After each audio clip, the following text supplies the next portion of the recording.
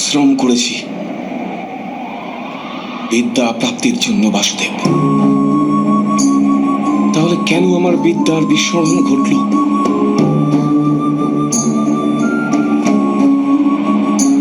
বিদ্যা প্রাপ্তির প্রয়াস কেন করেছিলেন আপনি অঙ্গরাজ? বিদ্যার মাহাত্ম্য কি সেটা জেনেছিলেন আপনি? বিদ্যা প্রাপ্ত করে সমাজ কল্যাণের অভিপ্রায় কি ছিল আপনার হৃদয়ে, নাকি কেবল নিজের প্রতিশোধ গ্রহণের হেতু আপনি বিদ্যা প্রাপ্ত করেছিলেন? বাস্তবে বিদ্যা প্রাপ্ত করার জন্য শ্রমের আবশ্যকতা তো হয়ই না, কেবল একাগ্রতা আর সমর্পণই পর্যাপ্ত। জ্ঞান তো আত্মার সহজ গুণ, আর আপনি তো বুদ্ধিমান। আপনিই বলুন না, বিদ্যা গ্রহণ করার সময় মন একাগ্র কেন থাকে না?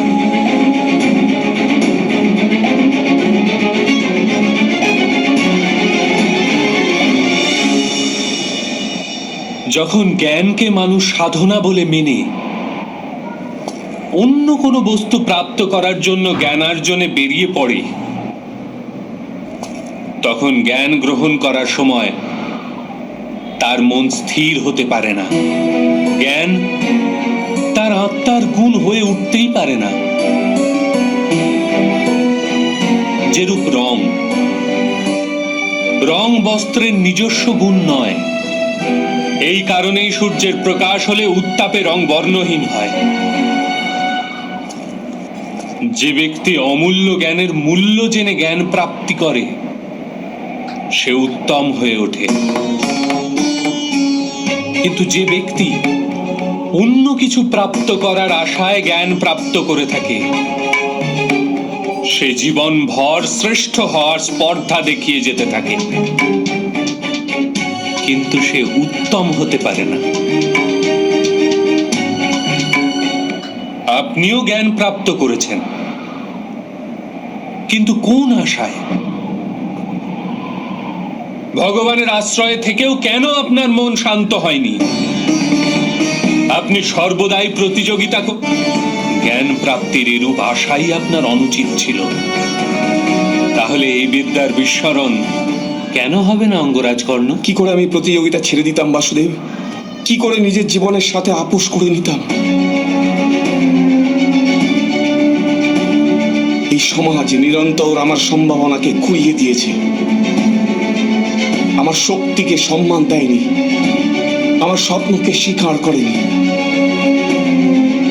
সর্বদাই সুত পুত্র বলে অপমানিত করেছে আমাকে। তোমার পিতা ঈশ্বর প্রদত্ত সম্ভাবনায় মানুষের অধিকার থাকে বাসুদেব, আর এই সমাজ কাউকে তার অধিকার থেকে কি প্রকারে বঞ্চিত করতে পারে? অবশ্যই এটা ঘোর অপরাধ রাধেয়।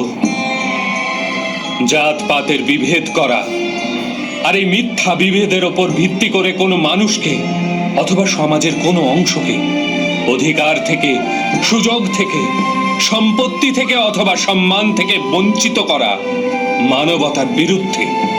তাহলে আমার কি দোষ এতে বাসুদেব?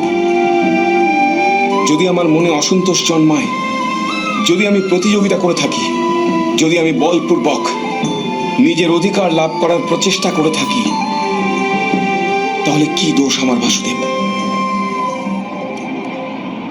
এক সময় ছিল অঙ্গরাজ, যখন কৃতবীর্যের পুত্র কার্তবীর্যার্জুন নামে এক ক্ষত্রিয় রাজা মহর্ষি যমদগ্নির হত্যা করেছিল। মহর্ষির পুত্র কি করেছিলেন জানেন আপনি?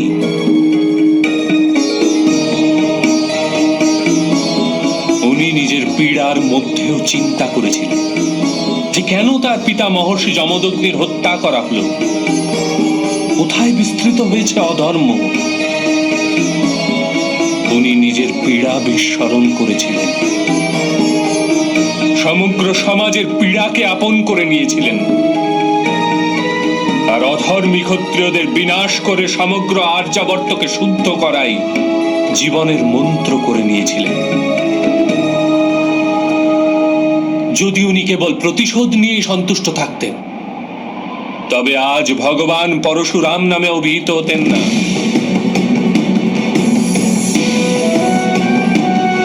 হ্যাঁ রাধেয়, আপনি যে দুঃখ আর অপমান লাভ করেছেন তা বাস্তব, কিন্তু আপনি তাকে সুযোগে পরিণত করলেন। সমাজের উপকার হতো আর আপনারও কল্যাণ হতো। আপনার ন্যায় শক্তিমান মানুষের আধার যদি অন্য শোষিত ও পীড়িত লোকেদের প্রাপ্ত হতো, তাহলে কত জীবন সুখপূর্ণ হতো। আপনার নিকট সম্ভাবনাও ছিল, সামর্থ্যও ছিল, আর সেই পীড়ার অনুভূতিও ছিল। কিন্তু আপনি নিজের জীবন তাদের সমর্পণ করেননি। আপনি নিজের জীবন সমর্পণ করেছিলেন দুর্যোধনকে, যার পক্ষে কেবল অধর্ম আর কিচ্ছু না।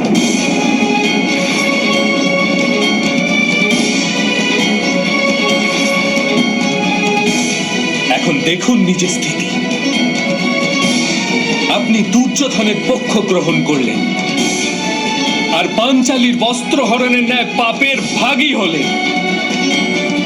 আপনি নিজের মাতাকে সম্মান করতে পারলেন না, নিজের দুই ভ্রাতুষ্পুত্রকে হত্যা করলেন আপনি।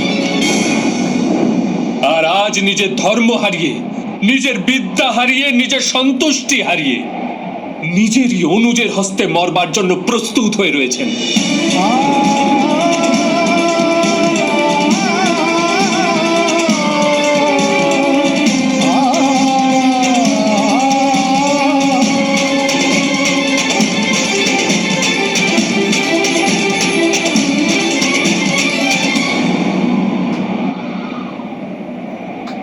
আপনি যথার্থ বলেছেন বাসুদেব।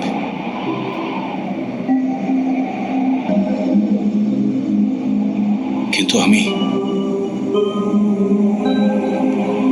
মিত্র দুর্যোধনের উপকারকেও বিস্মরণ করতে পারবো না। কিসের উপকার রাধেয়? আপনার সাথে মিত্রতা করার পশ্চাতে কি দুর্যোধন সমগ্র হস্তিনাপুরের সুত ও নিপীড়িত মানুষকে বিদ্যার অধিকার দিয়ে দিয়েছিলেন? উনি কি সমগ্র শোষিত ও নিপীড়িত সম্প্রদায়কে আপন করেছিলেন? না না রাধেয়, উনি কেবল নিজের লাভ হেতু আপনার সাথে মিত্রতা করেছিলেন।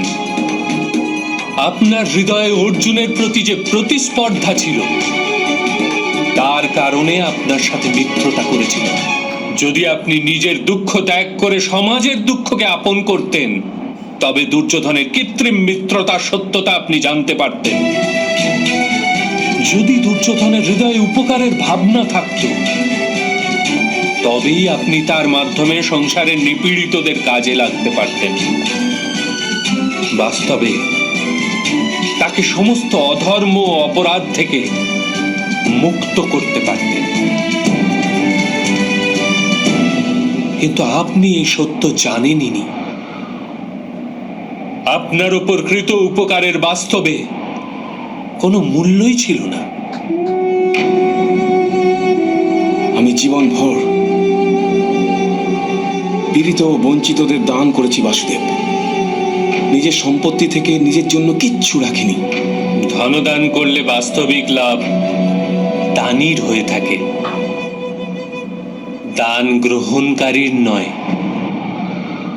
আপনি যদি নিজের সামর্থ্যের প্রয়োগ নিজের মতো নিপীড়িতদের স্বাধীনতা প্রদানের জন্য করতেন, তবে সবার লাভ হতো রাধেয়। আপনি বলছেন সমাজ আপনার সম্ভাবনাকে বিনষ্ট করে দিয়েছে, কিন্তু ঈশ্বর দ্বারা প্রদত্ত ওই সম্ভাবনার মূল্য তো আপনি জানতেই পারেননি।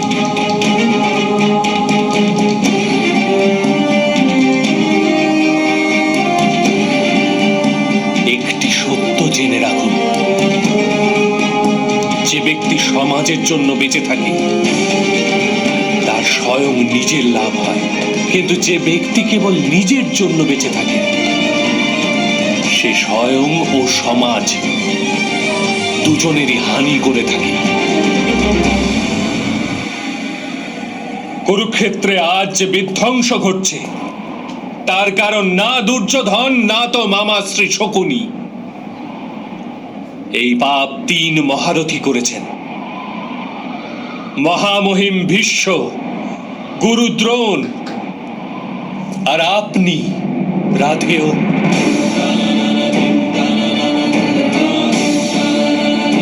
আপনারা 3 জন যদি নিজেদের পালন করা ধর্মের পরিত্যাগ করে সমাজ কল্যাণের বিচার করতেন, দুর্যোধনকে সহায়তা না করতেন, তবে এই যুদ্ধই হতো না।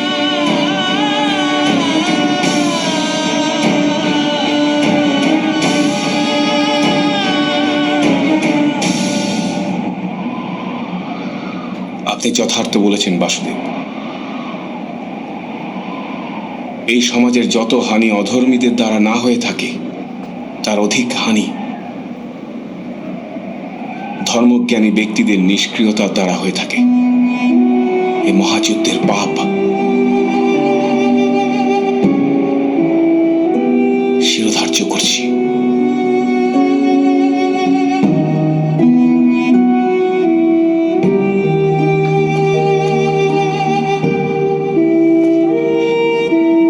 এবার সময় হয়েছে রাধেয়।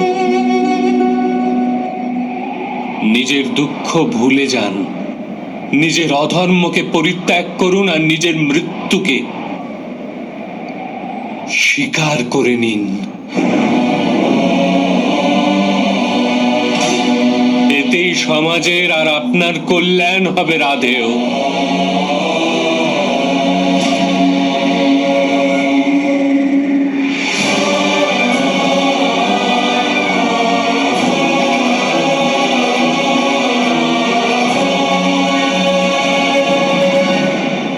আমি আপনার আদেশ স্বীকার করছি বাসুদেব, মৃত্যুকেও স্বীকার করছি।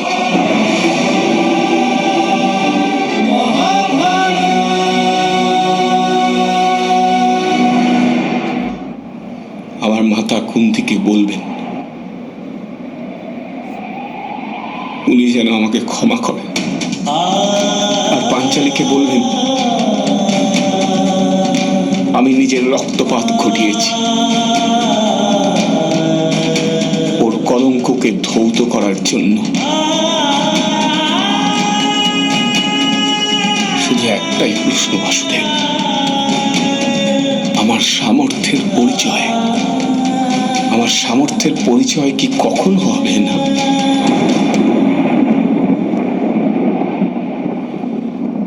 রাধেয়,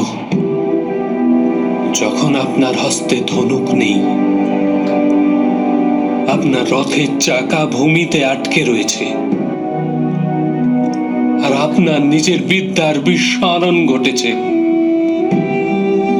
এরূপ সুযোগের সদ্ব্যবহার করে আপনাকে বধ করতে হচ্ছে,